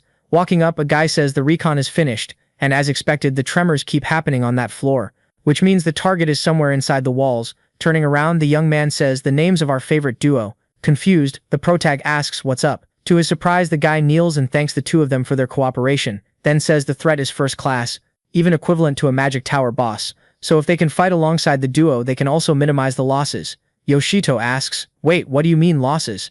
And what the guy could possibly be talking about. Stepping in, Kogura says the two of them are there, so yeah, the losses. Cutting the man off, the protagonist says he won't let anyone die. Smiling, the department guy says it's pretty reassuring to hear that. All of a sudden a tremor hits, knocking everyone off their feet. Freaked out, our boy knows exactly what's going on, so does Fuyune, who yells saying that the shaking is coming from underneath them. The Steel Annihilator bursts out of the ground already with its mouth open. Shouting, the team leader orders everyone to get ready for combat. Quickly, the adventurers rush the snake, which realizes it's about to be attacked mid-air and releases its claws to protect itself, showing they've got skills. Two guys manage to dodge the attack, but one of them looks to the side and realizes he's about to get hit. Under him, we see a pair of adventurers attacking together. Watching from afar, the Dominator says coordinated moves are one of the Ice Flower team's special traits and that they've totally got what it takes to take down stuff at boss level. The problem is that the Annihilator seems to be on a completely different level, which means the team won't be able to hold out for long without turning around. The man asks if Yoshito is ready, because it's time to go all out, and the protagonist agrees without hesitating. Right after that, both of them head into the fight, running at the speed of light. Okiyomi decides to go from above while our boy stays on the ground, with pure hatred in his eyes. The Dominator lands his first strike under the monster's head. Suddenly, the protagonist appears and gets ready to deliver a killing blow, but he's forced to back off when a claw is launched at him. Determined to win, the Annihilator throws 3 more to dodge. The guy flips through the air, but when he looks ahead, he realizes the creature is about to run away again. That's when Fuyune shows up and says it's her turn. Takamichi watches the situation upside down, eyes wide open, while the department chief manages to catch up to the monster, which stops running, and then the woman says she won't let it get away. Our boy says that's incredible, while his friend says it's been a long time since he's seen their ally this serious. We find out the adventurer has body reinforcement and insanely fast movement through magic manipulation, and on top of that, a unique skill called Ice Nebula. Excited, the man tells the protagonist not to take his eyes off her, because the girl is really fast. Gripping her katana, Fuyune goes on the attack, leaving the steel snake stunned, watching her opponent's movements.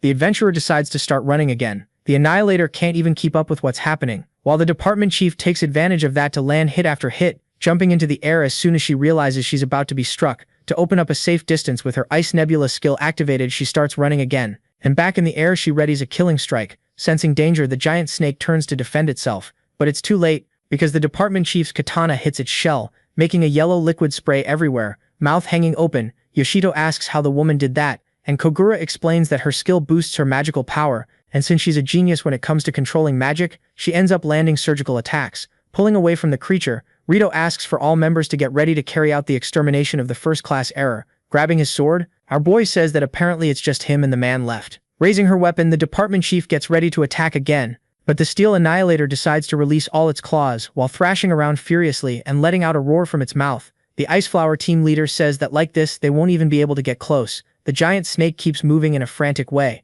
Thinking, Fuyune says she can't take her eyes off the creature, so she needs to decide what to do fast. All of a sudden, something blasts right past her. When she realizes it's Yoshito, the woman screams, but the guy decides to just ignore it. In the air, he ends up face to face with the enemy's many claws, and as expected, he ends up dying. Our boy revives quickly, like always, and clinging to the creature's own body, says he wants to see how long it's going to keep up that rebellion, especially against him, since he'll always come back thinking. The protagonist says he managed to latch on somehow, changing his respawn position, but now he needs to figure out what to do next. The Annihilator's eyes turn red, and it starts running at high speed, shouting. The guy tells the monster to wait, showing that he's surprised by such agility. Jumping, he says that's cheating. His body ends up slamming full force into the wall, making strawberry juice fly everywhere. But once again, he comes back to life and even makes it through the air. Noticing the young man's presence, the snake throws its claws again, which, in the blink of an eye, get covered in strawberry juice. Reviving for the 3rd time, Takamichi calls his opponent a bastard, then says it's time for him to stop, showing he doesn't take orders. The Annihilator keeps moving, heading toward a hole in the wall. Desperate, the protag screams for the monster to stop. Before letting out an agonizing cry on the upper floors of the tower, we see dust falling from the ceiling until all of a sudden a hole opens up, and the protag comes falling through. His body bounces off the floor several times until he manages to recover. Looking around, he asks what the hell kind of place that is, quickly realizing he's not in a normal area. Narrowing his eyes, our boy says this can only be the snake's nest, stopped right in front of the guy. The creature gets ready to attack, then throws its razor-sharp claws. The protag manages to dodge and the claws end up hitting the ground. Thinking, he says there's no way in hell he can beat the Annihilator alone, which means he'll need the boss and the others to boost their attack power. Fast as lightning, the snake manages to reach the guy, forcing him to jump to defend himself. Glancing back, he quickly finds the hole he came through, and back on solid ground, he decides it's time to run. 3 claws get launched at him again, making his escape even harder. Even so, Yoshito doesn't stop running, determined to reach the hole in the wall. Smiling, he says the snake's pretty good at tag, then says that in that case, he'll have to juke it after slipping under the claws. The protag looks back before going into the hole and says he'll see the Annihilator later. Even with all its effort, the monster can't stop the guy from getting away. We go back to the 8th floor where the team is. All of a sudden, Fuyune notices something, and looking ahead sees the guy completely exhausted. He says that somehow he managed to get back nervous. Kogura says the kid had him worried, and our boy quickly apologizes and reveals that despite everything, he made progress. The department chief tells him to start talking, so the protag says he found the steel snake's nest on the floor above. So if everyone goes to attack it there, the situation will be settled once and for all. The woman considers the possibility and asks if the young man noticed any unusually colored stones there. The protag says yes, because the nest was packed with stones in colors different from the ones in the mining area. Without explaining much, Fune says now everything makes sense. then reveals that during the battle, the Ice Flower team analyzed the steel snake's structure and ended up discovering that the creature uses a pure energy source. But just like there are impure magic stones in the tower, there are also ones with a high level of purity, which she figured would be in unexplored areas, an area the guy ended up finding. The department chief also says that since the magic energy stones are only present in the monster's nest, even with the risk of getting attacked, it won't leave the place, so they need to hurry up and finish the job. All of a sudden, the woman stops walking. Intrigued, the protag asks what happened.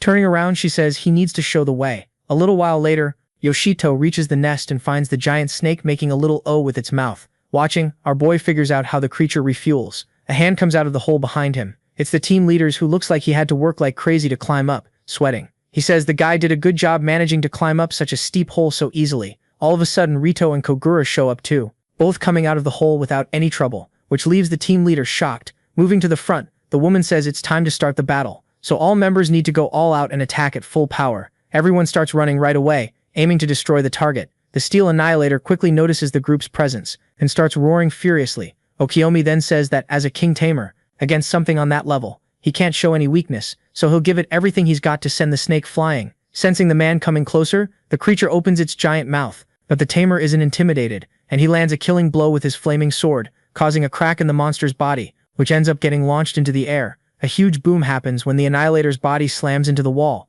Smiling, Takemichi says that was awesome, but then all of a sudden, the snake shows it's still alive, and even angrier than ever as it crawls down from the hole it was thrown into. Nervous, the guy says that looks like the attack still wasn't enough to bring the creature down. Without hesitating, the Annihilator fires its many claws toward the team, making everyone have to think really fast to get away. In the middle of the chaos, some adventurers start screaming, while Fuyune focuses on protecting herself. Looking ahead, they realize the fight is far from over. With their swords, two team members block the claw attack, shouting that they've beaten plenty of bugs before, so the snake isn't going to kill them with those hits. Yelling, the protag tells the pair to look up, but it's too late, and a shower of strawberry juice ends up happening, leaving the tamer and the department chief worried. Another guy yells for Shima and Hamano, and ends up getting distracted when he looks up. He realizes he's about to get hit too, and closes his eyes. Luckily, our boy manages to get there in time to protect the adventurer, while telling him not to let his guard down, and to save the crying over his teammates' deaths for later, because if he ends up dying, he won't even be able to pay his last respects. Looking at what's left of his friends, the guy says the protag is right, then says he needs to survive. Kogura manages to dodge another attack, and next to Yoshito says the enemy is moving way too much, so they need to figure out fast how to hit it. Fuyune decides to activate her Ice Nebula skill, but in extreme expansion mode, the woman takes off running, making ice spring up everywhere, and apologizing says that if she were stronger, no one there would have gotten hurt. Confused, the protag calls out to the chief, who now has completely white hair. Transformed, Rito says the fight ends here. The Steel Annihilator opens its huge mouth again, then fires its deadly claws, but Fuyune doesn't seem scared of anything, and charges in, dodging the mechanical arms in a spectacular way. The woman ends up face to face with one of the claws, but once again she manages to get away, taking the chance to use her katana and cut one of the monster's arms clean off. More claws fly at her fast, forcing her to jump again and again, until she's facing all of them. Using the ground sometimes, the department chief shows she's unbeatable, and with her eyes glowing a shade of blue, she slices several claws at once, making the snake scream. Cornered, the Steel Annihilator starts to run, then turns to chomp Rito with its mouth, but it ends up crashing into a pile of rocks, while the woman says she's going to take its head. As a prize, the department chief's katana gets even bigger and covered in ice, making the monster realize that now there are no more ways out. Falling, Fuyune starts her finishing blow, but the snake widens its blue eye and manages to move its head, in time making the woman hit only the wall, causing a huge powerful explosion on the ground. The department chief sizes up the situation until, all of a sudden, the snake's body slams into her back, sending her flying hard. The woman smashes into the wall violently, leaving Yoshito, who was watching, worried. We see the adventurer's katana got stuck in the ground. Thinking, our boy says his sword isn't sharp enough to cut through the snake's steel body, but if he uses Rito's weapon, which is infused with magic, things could be different. Turning around, the creature quickly realizes something is coming, and immediately activates its power to get back into the fight, breaking out in a cold sweat. Our boy takes a deep breath, and when the snake comes charging straight at him, he says it can eat him. Once again, his strawberry juice flies everywhere, respawning somewhere else and grabbing the chief's weapon. He says that meal is going to cost the enemy, because even if he can't be as fast as the woman, all he really needs to win is one single perfect hit. But for that, the protag decides he'll have to die one more time, and after respawning says he'd normally pass on that kind of approach, if it weren't for the fact that this time, when he kills himself, he can show up right in front of the snake. We see his first strike hits the Annihilator, but, with hate in his eyes, Takemichi, he lands the killing blow on the enemy, right near its head, and just like that, the monster's body falls apart. while everyone watches with their mouths hanging open, including Fuyune, who's down on the ground. Landing, our boy shows what he can do. Getting back on her feet, the department chief's hair turns black again, and with her back to him, she thanks the protagonist, saying that, with that, the deaths of her subordinates weren't for nothing. Behind her, the guy says he's at her disposal, but a notification pops up, grabbing his attention. When he reads the message, he finds out the Annihilator was the boss of Proteus's magic tower. Confused, he asks Rito what that means, and she then says she finally managed to understand. Because before, she'd said the tower didn't have any special characteristics, but now she realizes she was wrong, since, with the monster info she got from the reports, she ended up noticing there were creatures that could change their arms and others that could disguise themselves as rocks. Like among other quirks described, one thing all the monsters have in common is the fact that they all hide their true forms,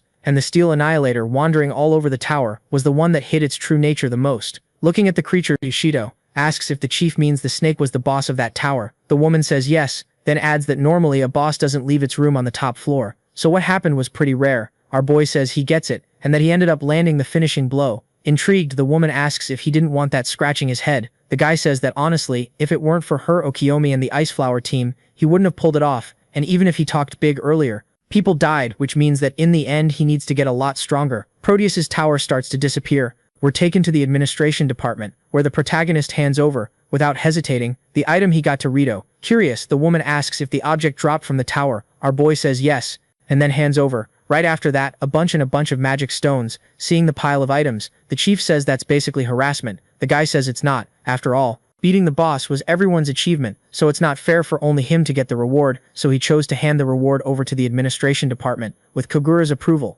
and Fuyune should use it to help other adventurers. After the meeting, the pair leave the room and end up running into Rito, from the Ice Flower team.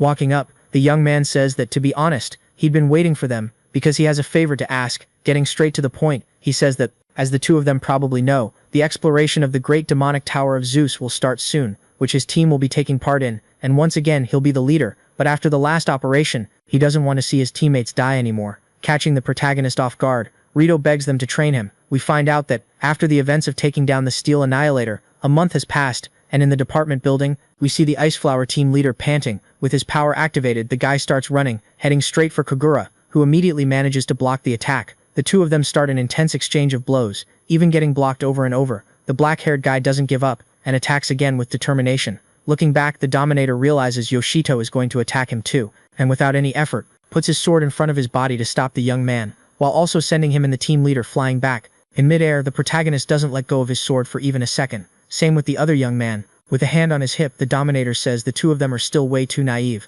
so they need to start pushing themselves harder. We go back a month earlier, to the moment the black-haired young man asked the pair to train him. With a hand on his head, our boy says he's not strong enough for that because he's also in training, which Proteus was part of, grabbing the guy by the shoulder. Rito says, desperate, that in that case he'd like to train with him. Startled, the protagonist agrees, while trying to push the adventurer away with his hands. Smiling, Okiyomi says that if that's how it is, he'll train both of them, since the Zeus exploration still hasn't started yet. Back in the present, Yoshido says it's been a month of training every day in the training room on the Magic Tower lot, but he still can't rely only on his status to pull off combat techniques, and even though he feels like he's improved a lot, he's still no match for the Dominator. With sweat running down his face, he yells at the top of his lungs that the man is monstrously strong as he charges in. Dodging the blow, Kogura says that even so, the kid and Fuyune were the most useful during the last battle, which means the compatibility factor between the challenger and the monster still exists. So if the pair can get stronger, they'll be able to hold the line even if they're incompatible with the creature. About to be attacked, our boy thinks that even with him and Rito going all out, they never manage to even scratch the man, and he wonders how he's so strong. The protagonist manages to get away from the attack.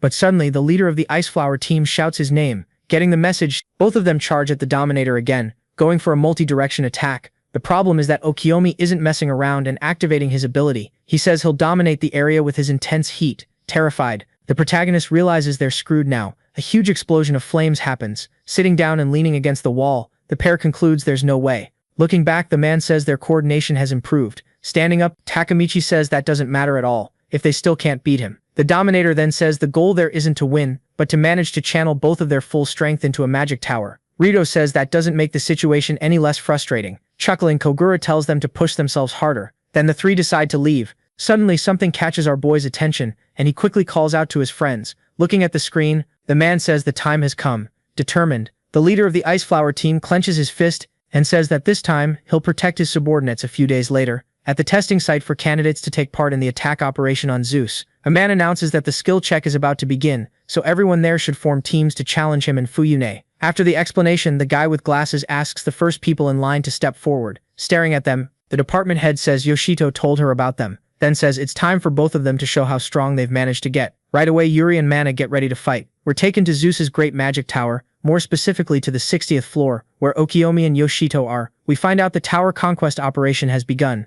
and everyone who was chosen to take part has already arrived. Our boy says a lot of people really did show up, and as he explains, the Dominator says everyone there are adventurers with different roles, where some will be on the front line, and others will provide support in the safe area, with that being the meeting point. Turning around, the protagonist asks where Rito is. Answering, the man says the Ice Flower team will be sent as the main support force in the battle, so they'll only see the young man after the operation moves forward more. Joking, the kid says in that case, until then, they can't die. The Dominator says that's easy for him to say, and then both of them burst out laughing. From far away, someone asks what's wrong with the two of them. For them not to be feeling the tension in the air. Annoyed, the stranger yells to get the pair's attention, then says that if they came there to mess around, they'd better go back home. Turning around, Yoshito and Kogura look at the kid with a dark stare, making him tremble in his boots. Our boy lets out a little chuckle. Then he and the man walk over and say the kid doesn't need to be so tense. After all, from here on out, whether they like it or not, everyone's going to be thrown headfirst into a ruthless environment. We find out Zeus is a colossal scale magic tower with more than 150 floors,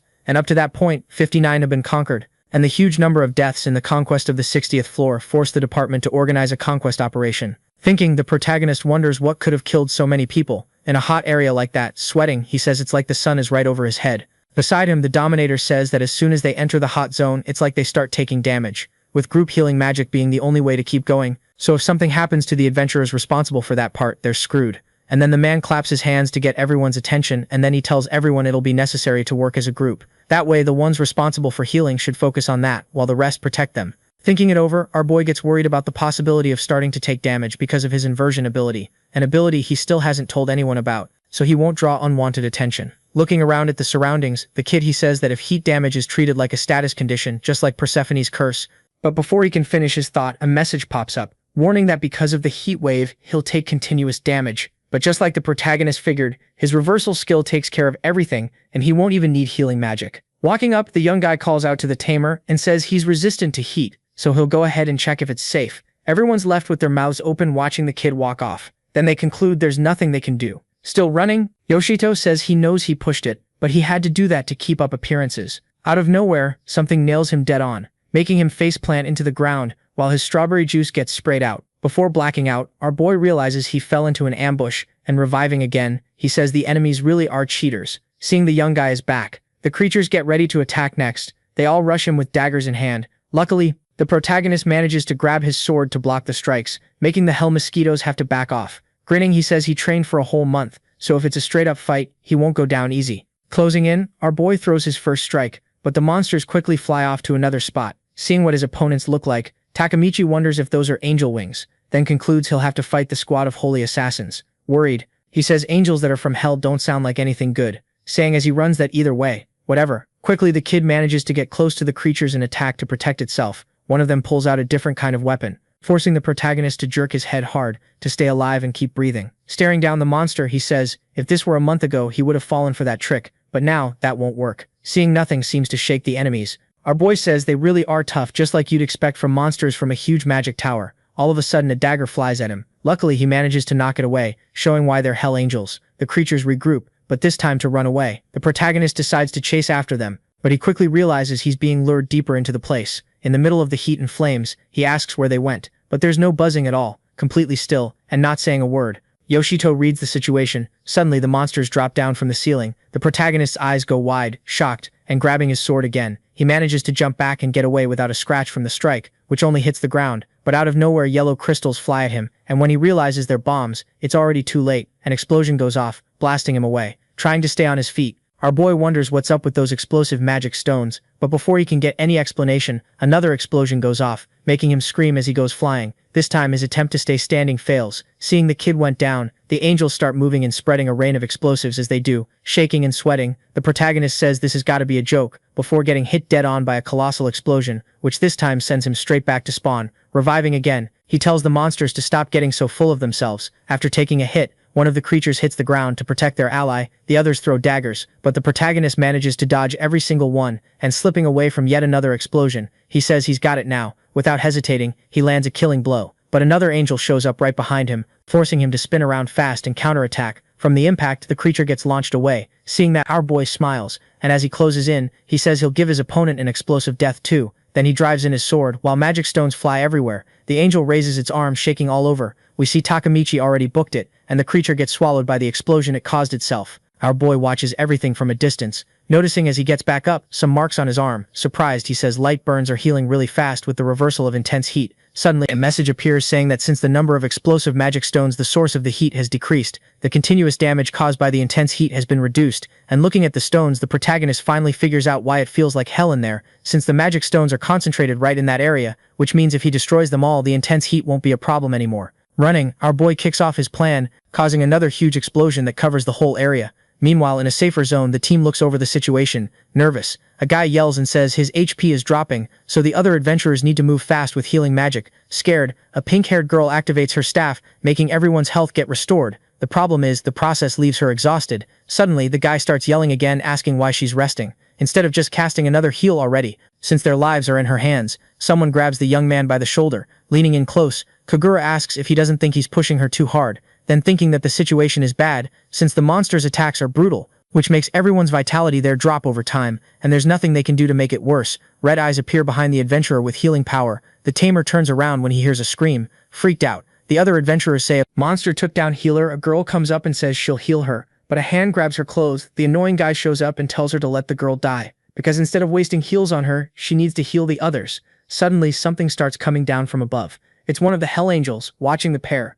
Luckily for them, the tamer shows up and takes care of the threat. But the problem is the creature wasn't alone. Seeing monsters heading toward the group, he realizes he let some slip by. Chaos breaks out fast, with people running and screaming in his head. The man says everyone there is already at their limit, and if this keeps up, everything's going to be lost. Suddenly, Yoshido shows up and says that apparently he made the right call destroying the explosive stones. The tamer shouts the guy's name. Seeing the main guy, the annoying adventurer asks if he came back to get healing magic, saying then that a useless guy like him, who runs off ahead, is only going to make things worse. The words make our boy smile, and then he says he's actually not useless, since he destroyed all the heat sources, which will ease everyone's suffering. In just a few seconds after a countdown, everyone realizes the atmosphere changed. Fighting, Kogura says the guy first ran into a zone of intense heat and then came back to get rid of the intense heat, which means things are never boring with him around. Turning, the main guy asks the adventurer who insulted him who's useless. Now, still annoyed, the young man quietly says thanks. The tamer then says that thanks to him, the others manage to calm down, which will help them a lot to push forward. The pair do a little celebratory fist bump.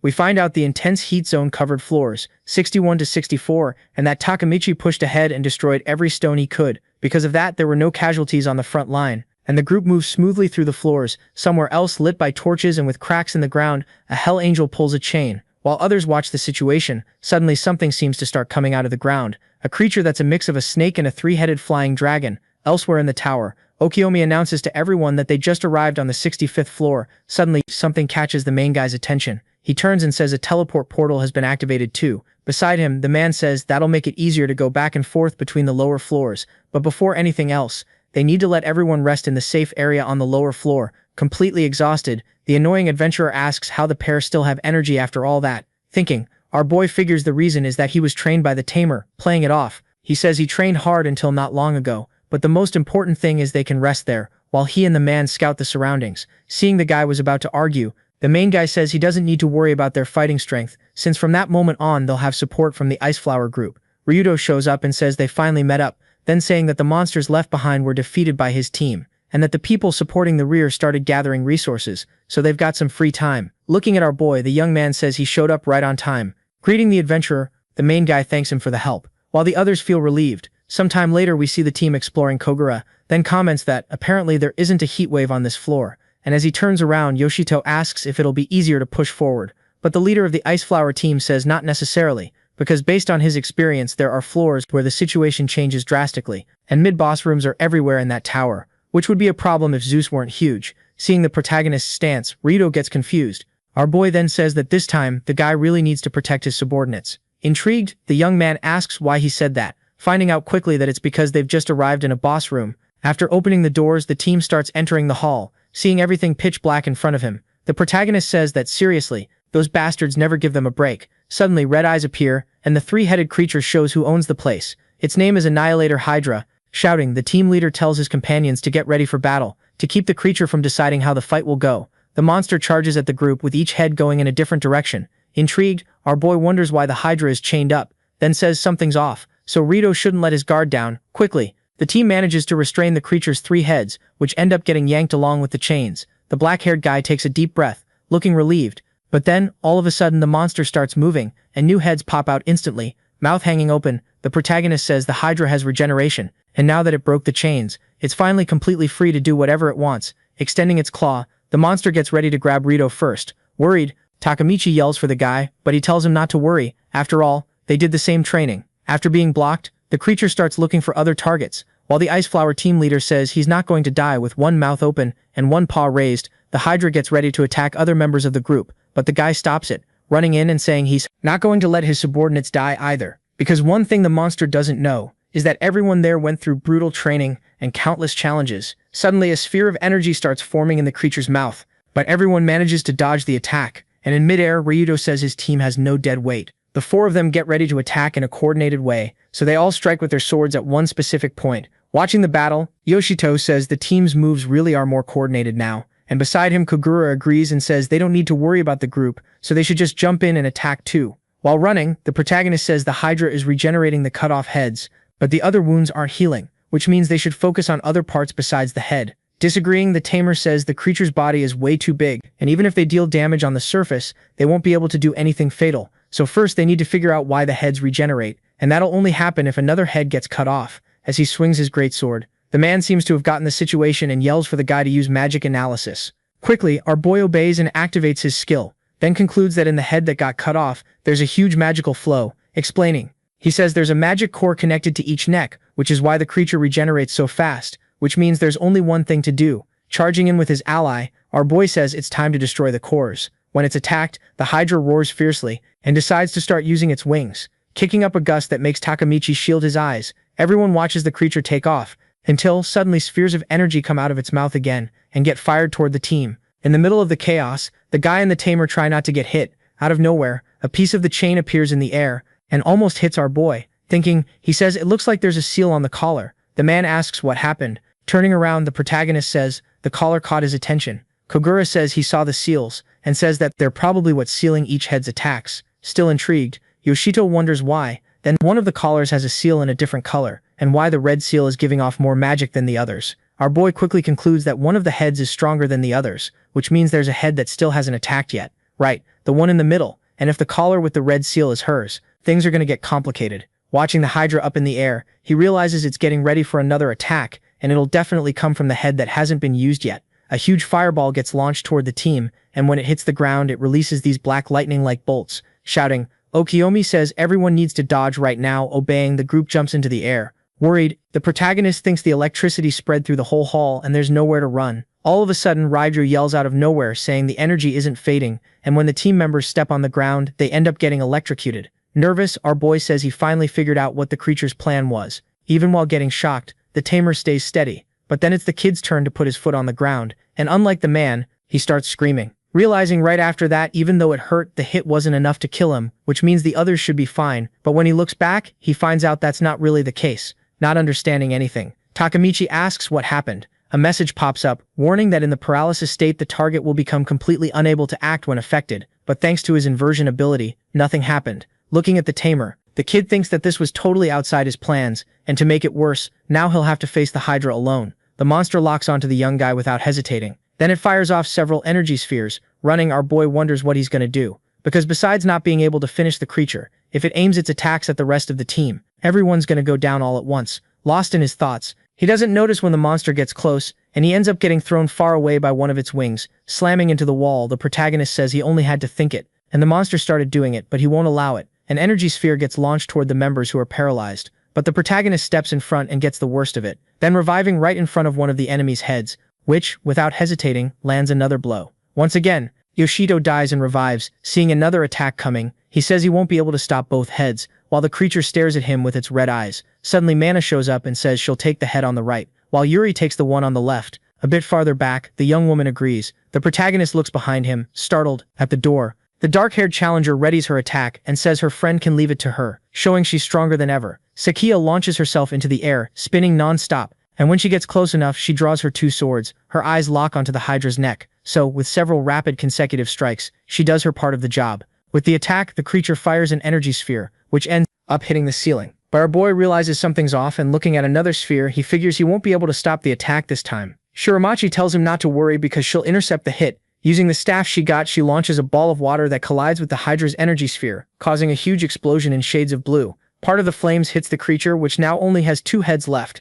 Coming closer, the two challengers ask what Takamichi thought about the fact they got stronger. Confused, the protagonist asks why they're there, explaining the blonde girl says they both volunteered for the attack team and got Fuyuni's permission to go after him, so this time they won't be a burden to the young guy anymore. Hearing that, our boy starts having flashbacks to when they were a team and when the girls decided to leave, but they promised they'd come back and they really were telling the truth. A smile spreads across his face before he says he can tell they're stronger, so it's up to the three of them to wipe out the Hydra. Revealing what he already knows, the protagonist says that to stop the heads from regenerating, they'll need to destroy the magic core inside its body. But first of all, Yuri has to use her magic detection to find where it is. In a few seconds, the young woman says she found it. Our boy says they'll need to pierce the core with magic, and asks if she can do it. Determined, the challenger says he can leave it to her, then activating her staff. While keeping the detection skill active, without hesitating, Shiramachi launches her attack, heading straight for the monster's neck, but it can't defend itself in time, and a hole shows up where the core used to be. Excited, Yoshito says that now that head can't regenerate anymore. All of a sudden,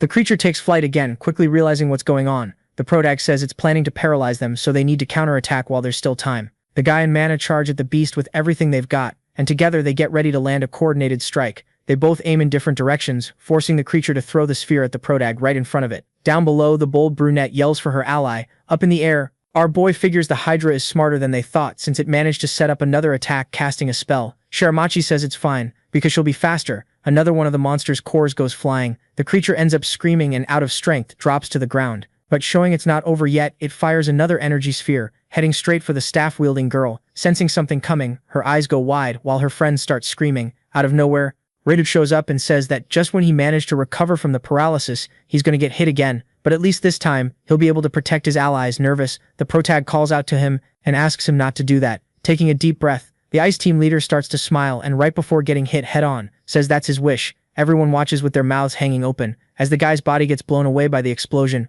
we see that, apparently, Ridojo isn't among the living anymore. Reaching the other side of the hall, he slams into a wall, and when the dust settles, we find out the young man has a bunch of injuries. With two cores down, the Hydra lets out a roar. Furious, Yoshito curses at the creature. But then, all of a sudden, Kogura appears. The man leans on his own sword, trying to stay on his feet. Breaking out in a cold sweat, he apologizes to the protag, thinking to himself, our boy says the ice team has started getting back up too, which means Ridojo's sacrifice wasn't for nothing. Turning forward, he warns the tamer that he's going to cut off the creature's head, and asks if the man can help him. Taking a deep breath, Okiyomi raises his sword and says he doesn't need to ask twice. The two of them rush the beast, which stares them down head-on. Recovered, the Hydra decides to charge up another energy sphere and throws it at the pair to protect itself. But it didn't count on Yuri being faster and intercepting its attack with her magic. The girl stays alert to see what happens next. Once again, the monster starts to roar and decides to beat its wings to get away. But Mana appears in the air, determined to put an end to this. With her power activated, the girl lands a blow to the enemy's torso before jumping up to create some distance. With that attack, the Hydra finally collapses to the ground, and now it's Kogura's turn to do his part. Getting close enough, the man leaves the creature with one less head, which quickly starts the regeneration process, determined not to let that happen. Yoshito gets ready to deliver a killing blow, saying he won't let the monster get back up again. His sword ends up hitting the last remaining core, but not satisfied, he decides to put a bit more force into it. Somewhere else, someone says their beloved servant's life was taken. It's a woman with long blonde hair and bright eyes, and then she asks who did that. Back at the battlefield, everyone gathers around Rito holding the guy in his arms. Our boy calls out to him, who, surprisingly, opens his eyes, while asking the young man not to make that ugly face. After all, he was ready to die, but luckily he's still alive, and he just needs treatment and a bit of rest to be able to fight alongside Yoshito again. Hearing him talk, the protag breaks down crying. But then, all of a sudden, the leader of the Ice Flower team seems to stop breathing, which makes our boy panic. Far from there, the mysterious woman says that presence is infinite resurrection and, looking up at the sky as she holds out her hands, she says that she'll finally be able to see him again. Our video ends here. If you liked it, leave your like. See you next time. Bye bye.